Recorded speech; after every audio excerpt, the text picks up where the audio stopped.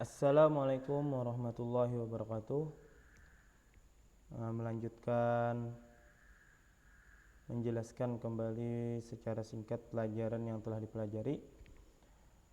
Bismillahirrahmanirrahim. Kita akan pelajari pelajaran kedua, sifat wajib bagi Allah Subhanahu wa taala.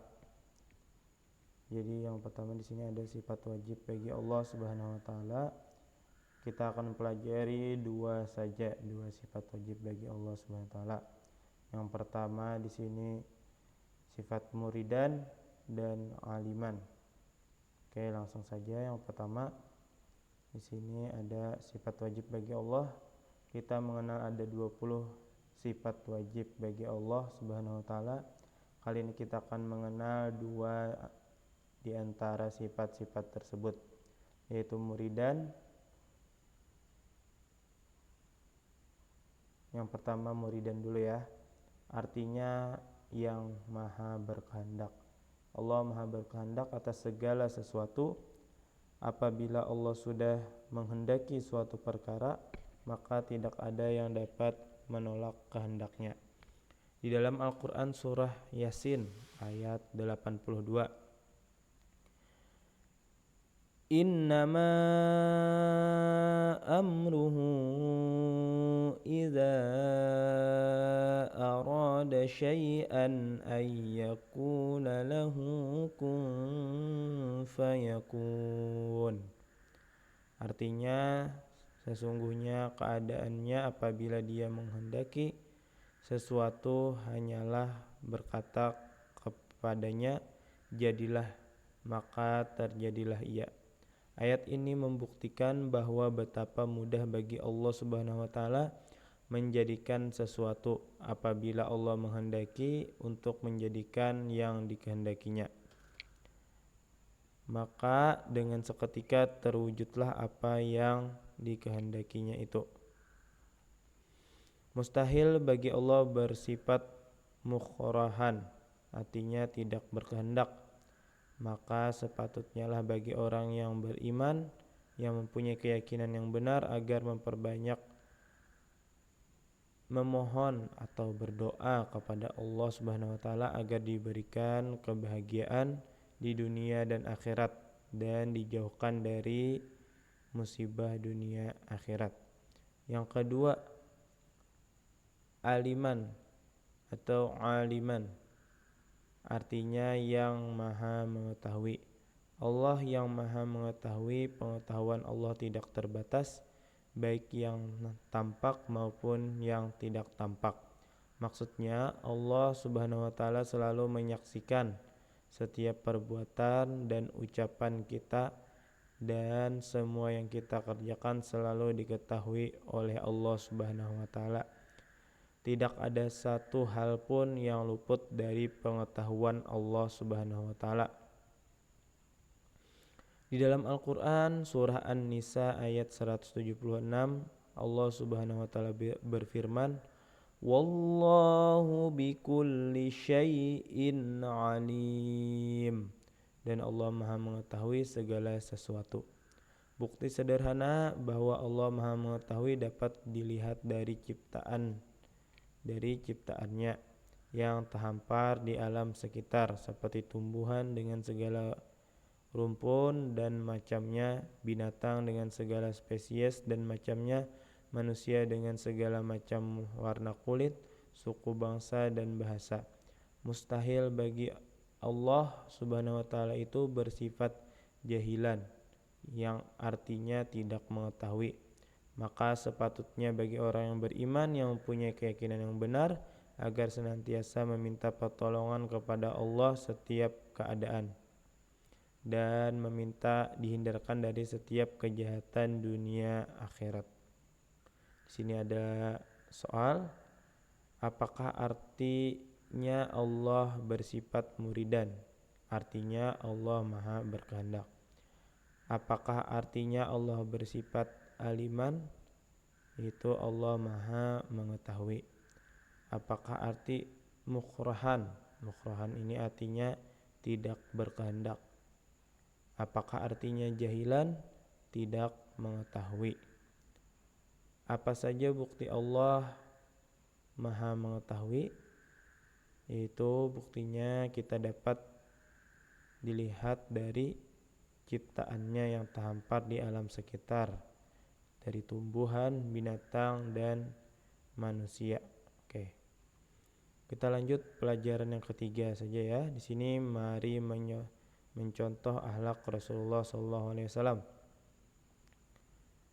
Di sini ada yang pertama budi pekerti Rasulullah, kehidupan Rasulullah, tawadu, rendah atau rendah hati, rambut dan cara bersisir. Oke, yang pertama budi pekerti Rasulullah SAW. Hadis dari Aisyah radhiyallahu anha berkata, Rasulullah SAW bukanlah orang yang keji dan tidak pernah membiarkan kekejian, tidak pernah mengeluarkan suara keras di pasar-pasar, dan tidak membalas orang lain dengan kejahatan. Tetapi Rasulullah SAW suka memaafkan dan berjabat tangan. Jadi Rasulullah itu suka memaafkan. Hadis kedua dari Aisyah radhiyallahu anha berkata, aku tidak pernah melihat Rasulullah SAW membalas sesuatu aniaya yang ditimpakan padanya selama orang itu tidak menghinakan kehormatan Allah Subhanahu wa taala. Tapi apabila sedikit saja kehormatan Allah Subhanahu wa taala dihina orang, maka Rasulullah SAW merupakan orang yang marah karenanya. Dan seandainya diminta kepadanya untuk memilih antara dua perkara, pastilah Rasulullah memilih yang paling mudah, selama itu tidak menyangkut maksiat. Nah, yang B, kehidupan Rasulullah SAW. Ini hadis yang ketiga. Rasulullah SAW tidak pernah kenyang makan roti dan tidak pula daging, kecuali dalam keadaan makan bersama orang banyak. Nah, jadi Rasulullah itu sering makan bersama orang banyak. Hadis keempat, Nu'man bin Bashir berkata, kalian makan dan minum sesuka kalian, padahal kalian menyaksikan sendiri kehidupan Nabi Muhammad SAW. Nabi Muhammad SAW kadangkala tidak menemukan sekalipun kurma yang jelek untuk mengganjal perutnya. Nah, kehidupan Rasulullah itu tidak pernah ada makanan. Nah, hadis kelima, Ummul Mukminin Aisyah radhiyallahu anha bercerita, sesungguhnya kami keluarga Rasulullah SAW pernah selama sebulan tidak menyalakan api. Maksudnya tidak memasak apapun. Tidaklah yang kami makan dan minum kecuali kurma dan air. Nah, kalau kita di sana sudah mudah ya kan, sudah nyaman. Jadi kita ini harus lebih banyak bersyukur dengan keadaan kita yang banyak nikmat ini. Tawadu dan sifat rendah hati Rasulullah SAW. Hadis ke-6 di sini Rasulullah SAW bersabda, janganlah kalian berlebihan memuji aku sebagaimana kaum Nasrani yang berlebihan memuji anak Maryam. Aku hanyalah seorang hamba, oleh karena itu katakanlah atau panggillah Abdullah atau Rasulnya. Nah, Rasulnya Allah maksudnya. Hadis ke-7, Rasulullah SAW selalu menjenguk orang yang sakit, melayat jenazah, mengendarai keledai dan memenuhi undangan walaupun dari seorang hamba sahaya. Cuma orang hamba sahaya, orang maksudnya di sini orang yang miskin lah, bisa dibilang orang miskin mengundang Rasulullah, tetap didatangi oleh Rasulullah. Pada waktu pembebasan Bani Quraidah, Rasulullah SAW berada di atas keledai yang tali kekangnya dari sabut kurma dan pelana dari sabut kurma pula. Nah, jadi tawadu, bagaimana tawadu Rasulullah dan atau sifat rendah hati Rasulullah. Rambut dan cara bersisir Rasulullah SAW. Sosok Nabi Muhammad SAW tidak pernah bosan untuk dibahas dan diceritakan, mengingat agungnya budi pekerti dan akhlak beliau. Jadi kan dari segala aspek kehidupan Rasulullah itu banyak yang harus kita tiru, ya kan. Nah, itu dan banyak yang bisa kita pelajari. Bagaimana bentuk rambut dan cara bersisir Rasulullah SAW. Berikut ulasannya sebagaimana dikutip dari kitab Asy-Syama'il Imam At-Tirmizi. Rambut Rasulullah SAW mencapai pertengahan kedua telinganya. Diriwayatkan oleh Ali bin Hujr dari Ismail bin Ibrahim dari Humaid yang bersumber dari Anas bin Malik. Rasulullah SAW adalah seorang yang berbadan sedang, kedua bahunya bidang, sedangkan rambutnya menyentuh kedua daun telinganya. Diriwayatkan oleh Ahmad bin Mani dari Abu Qathan, dari Syu'bah, dari Abi Ishaq yang bersumber dari Bara bin Azib radhiyallahu anha. Rambut Rasulullah SAW tidak terlampau keriting, tidak pula lurus kaku. Rambutnya mencapai kedua daun telinganya. Diriwayatkan oleh Muhammad bin Bashar dari Wahab bin Jarir bin Hashim dari Hazim yang bersumber dari Abu Qatadah. Hadis ke-8, Rasulullah SAW adalah seorang yang berbadan sedang, kedua bahunya bidang, sedangkan rambutnya menyentuh kedua daun telinga. Ya, masih bahas tentang rambut ya. Jadi banyak yang meriwayatkan hadisnya juga ya. Hadis ke-9, Rasulullah SAW sering meminyaki rambutnya, menyisir janggutnya, dan sering menyisir rambutnya. Ia menutupi bahunya dengan kain kerudung atau surban, kita sebut surban ya di sini. Kain kerudung itu diminyaki berminyak seakan-akan kain tukang minyak. Maksudnya ini pakai minyak harum. Nah, di sini maksudnya pakai minyak harum. Hadis ke-10, Rasulullah SAW melarang bersisir kecuali sekali-sekali. Nah, jangan sampai terlalu sering membawa sisir di kantong, setiap saat bersisir terus. Nah, kada itu. Sesungguhnya, tapi harus di sini intinya kita harus berpenampilan rapi ya. Nah, Rasulullah itu ketujuh rapi. Sesungguhnya Rasulullah SAW jarang saja bersisir. Kebanyakan ya sekali berapa kali ya, sekali sehari ya pagi ya lah. Nah, itu maksud jarang itu kan kada setiap saat gitulah.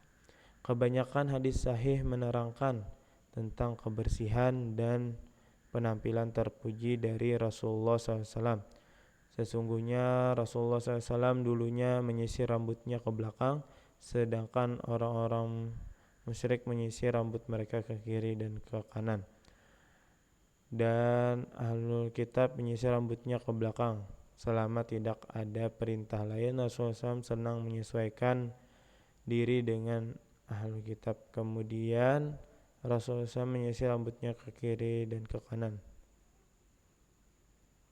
Diriwayatkan oleh Suhaid bin Yasar dari Abdullah bin Al-Mubarak, dari Yunus bin Yazid, dari Az-Zuhri, dari Ubaidillah bin Abdullah bin Utbah yang bersumber dari Ibnu Abbas radhiyallahu anhu.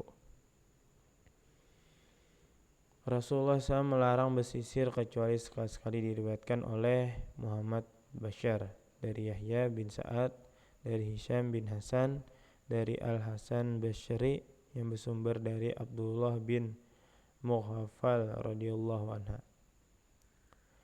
Yang dilarang ialah bersisir layaknya wanita pesolek berdandan.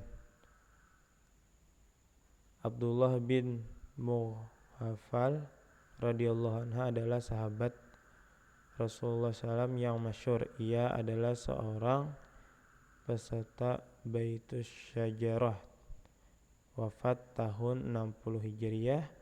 Ada pula yang menyatakan tahun 57 Hijriah. Sini ya ada beberapa yang dapat kita teladani di sini dari materi ini tentang akhlak Rasulullah. Yang pertama di sini kan kita di sini ada pilihannya juga di sini, setuju atau tidak setuju. Artinya setuju itu mau atau sering melakukan, tidak mau melakukan. Berkata tidak dengan suara keras. Nah, jadi jangan terlalu keras bersuara tuh kan, kecuali ada saat-saat tertentu yang diperlukan untuk suara keras. Memaafkan orang lain. Nah, kita juga harus terbiasa memaafkan orang lain. Bersalaman dengan orang lain. Nah, ini bersalaman atau mengucap salam bisa juga ya kan. Assalamualaikum, waalaikumsalam. Makan atau minum sampai kekenyangan. Nah, jadi jangan sampai terlalu kekenyangan makan itu. Nah, itu. Berhenti makan sebelum kenyang. Nah, sebelum sampai kekenyangan, terlalu kekenyangan itu tidak baik juga. Makan hanya ketika lapar. Makan hanya ketika lapar jangan juga ya lah.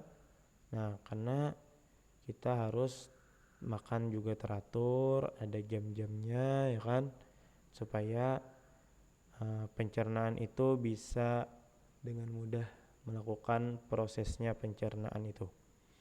Jangan sampai hanya ketika lapar saja ya makan. Nah, itu bisa sering kita sebut dengan penyakit mah nanti. Nah, timbul penyakit mah.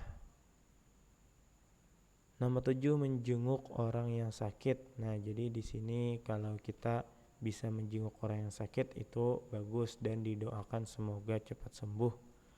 Atau melalui grup WhatsApp ya kan kalau memang terlalu jauh. Nah, melayat jenazah. Nah, mendoakan jenazah, melayat ke rumah orang yang ada meninggal dunia. Nah, itu juga dianjurkan. Memenuhi undangan. Nah, juga undangan kalau diundang, kalau bisa kita hadir ya kan, kalau acaranya bagus atau baik kita hadir ya kan untuk memenuhi undangannya. Bahkan kan diceritakan tadi sebelumnya bahwa Rasulullah itu hadir walaupun dari seorang hamba sahaya atau orang miskin yang mengundangnya tetap hadir. Sering menyisir rambut. Nah, jadi menyisir rambut bagus untuk kerapian tapi jangan terlalu sering. Nah, ya kan gitu. Bagus menyisir rambut ini bagus. Pelajaran keempat, ayo beribadah. Di sini kita akan membahas tentang haid, mandi wajib, sunnah abad, sunnah hayat, dan sujud sahwi. Nah, itu atau pelajaran terakhir di sini ya. Yang pertama, haid adalah atau menstruasi adalah darah yang keluar dari rahim seorang perempuan secara alami dan normal tanpa ada peristiwa tertentu yang menyebabkannya. Setiap wanita mengalami haid dengan siklus bulanan, jadi ada waktu-waktunya. Haid tidak disebabkan karena adanya luka atau penyakit pada tubuh maupun akibat gugur kandungan. Dalam Islam, perempuan berusia 9 tahun yang mengeluarkan darah haid menandakan perempuan tersebut telah balik. Jika umurnya kurang dari 9 tahun dan mengeluarkan darah, maka darah tersebut bukanlah darah haid tetapi darah penyakit. Perempuan yang balik kemudian disebut dengan mukallaf, orang yang dibebani. Artinya perempuan tersebut telah memiliki kewajiban untuk melaksanakan sholat, puasa, zakat, dan haji jika mampu. Nah, jadi sudah ada disuruh ya kan. Selanjutnya, ketika masa haid, perempuan muslim tidak diperbolehkan atau haram melakukan hal-hal berikut. Nah, jadi ada yang tidak diperbolehkan ketika haid. Yang pertama, sholat. Jadi tidak boleh sholat. Yang kedua, tawaf. Tawaf itu di Masjidil Haram.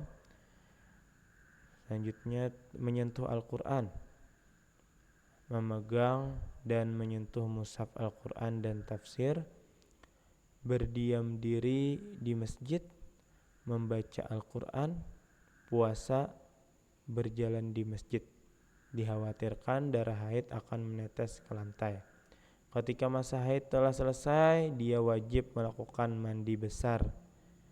Tidak perlu mengqadha salat yang ditinggalkan saat datangnya haid, tetapi wajib mengganti puasa di bulan Ramadan yang belum dilaksanakan saat datangnya haid. Misalkan haid 6 hari saat bulan Ramadan, maka wajib membayarnya di hari lain.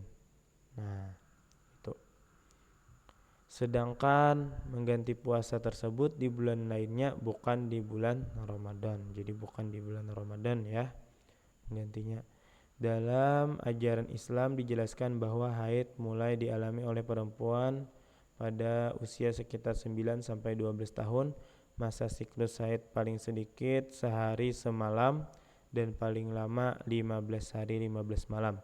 Jika melebihi dari 15 hari 15 malam, maka kelebihan masanya itu dinamakan darah penyakit.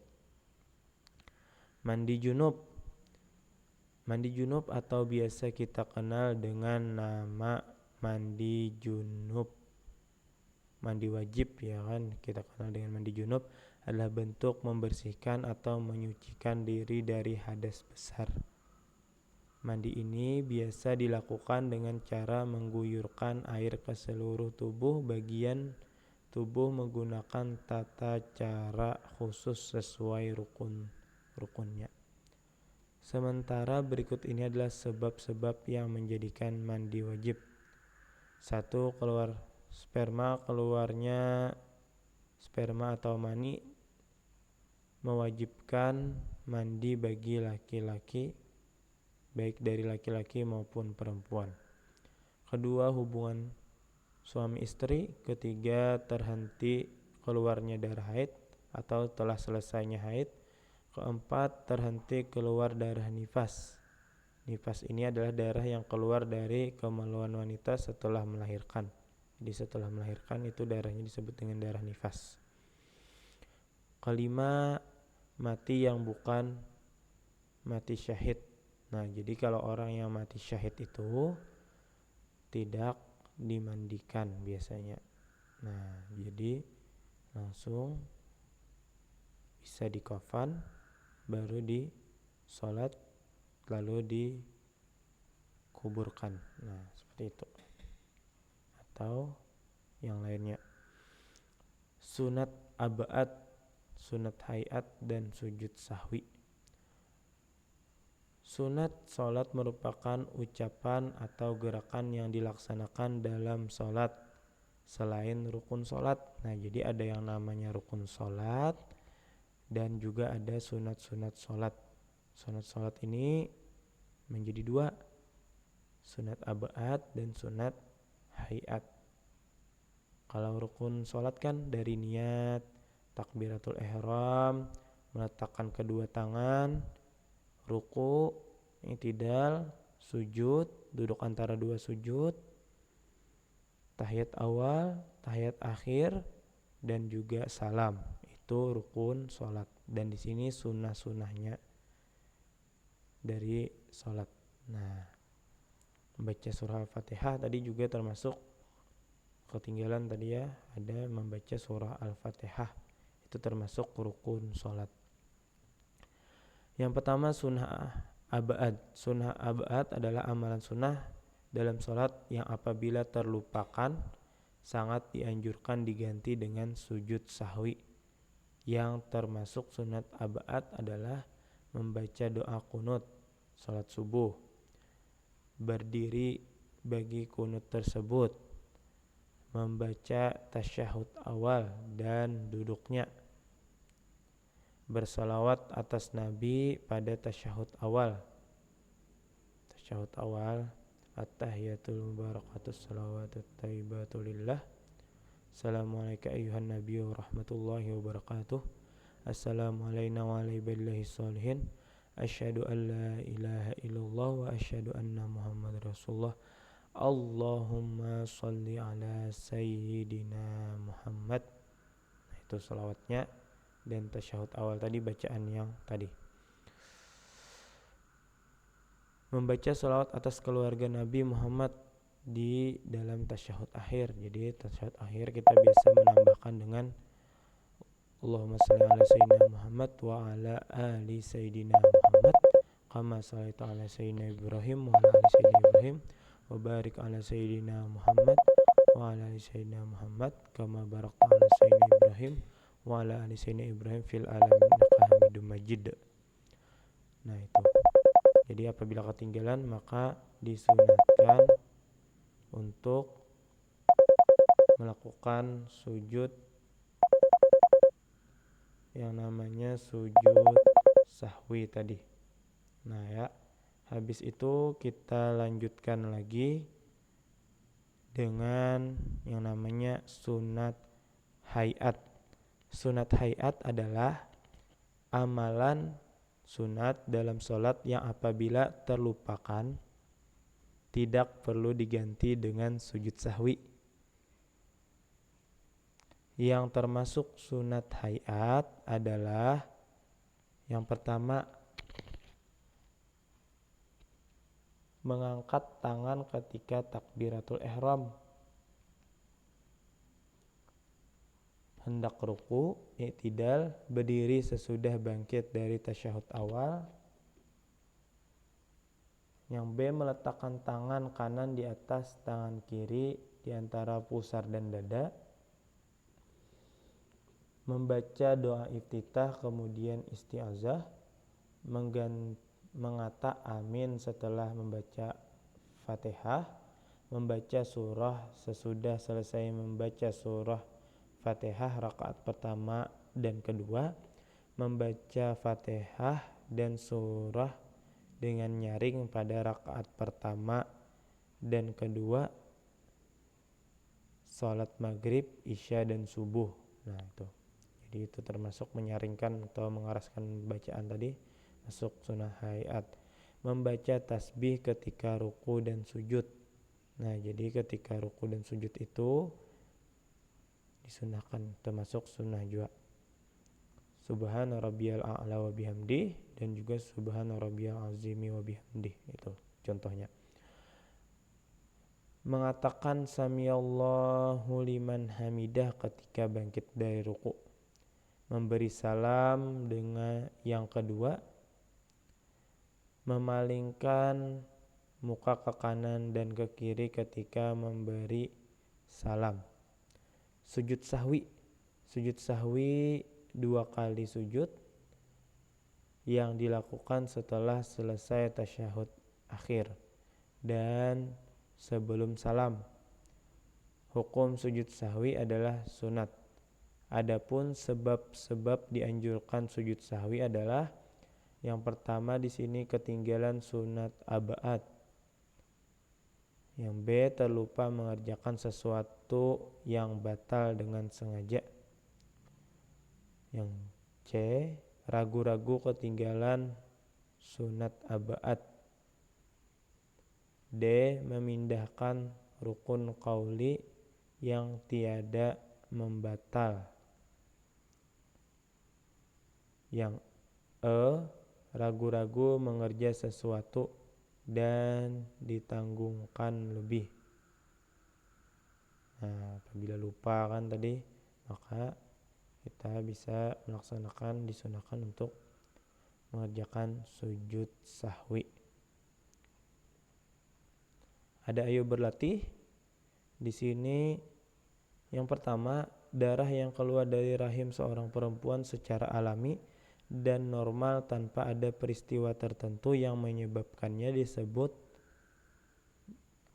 darah haid.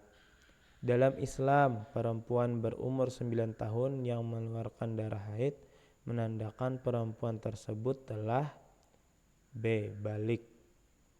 Ketika masa haid, perempuan muslim tidak diperbolehkan melakukan hal-hal berikut kecuali D, belajar.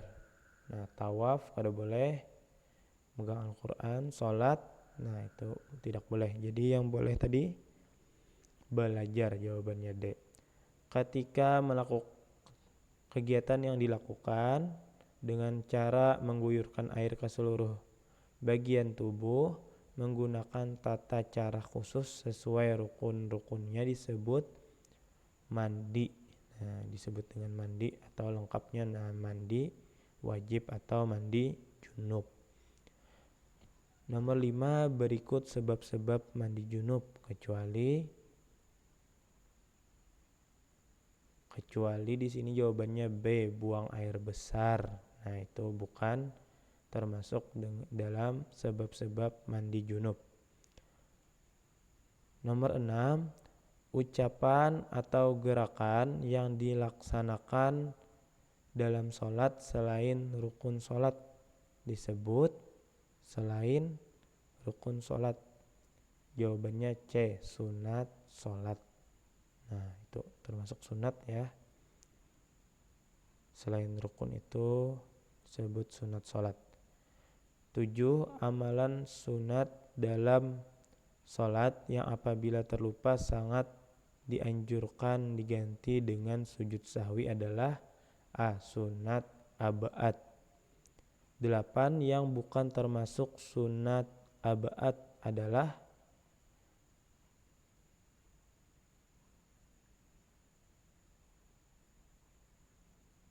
yang bukan sunat ya. Itu jawabannya B, duduk tasyahud awal. Itu termasuk rukun sholat. Membaca tasyahud awal itu sunnah. Bersolawat itu termasuk sunnah. Baca tasbih itu termasuk sunnah. Jadi yang B itu adalah rukun sholat. Jadi itu yang bukan. Nomor 9, yang bukan termasuk sunat hayat adalah sunat hayat.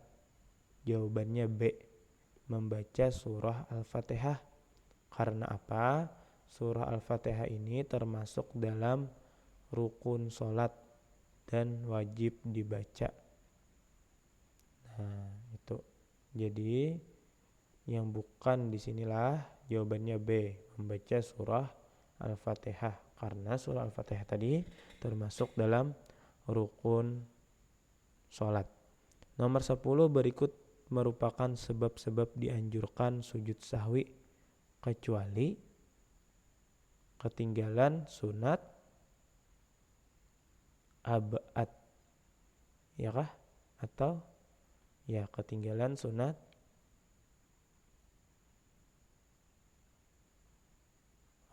ketinggalan sunat hayat jawabannya.